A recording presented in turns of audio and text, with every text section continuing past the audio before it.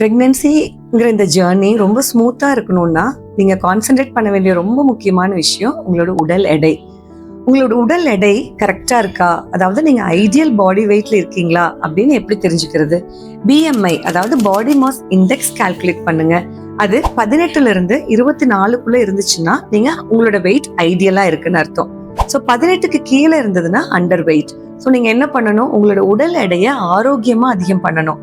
நல்ல ஹெல்தியான protein, fat இருக்கிற ஃபுட்ஸ் எடுத்துக்கோங்க. கூட நல்ல மசில் பில்டிங் எக்ஸசைசஸ் பண்ணுங்க. உங்களோட பிஎம்ஐ 24க்கு மேலே இருக்கு அப்படின்னா உங்களோட வெயிட் கொஞ்சம் கூடுதலா இருக்குன்னு அர்த்தம். அதாவது ஓவர் வெயிட் இல்லைன்னா ஒபிசிட்டி கேட்டகரியில இருக்குவீங்க. அப்படி இருக்கும்போது நீங்க தேவையான அளவு வெயிட் லாஸ் பண்ணிட்டு அதுக்கப்புறமா உங்களோட பிரெக்னன்சியை பிளான் பண்ணுங்க.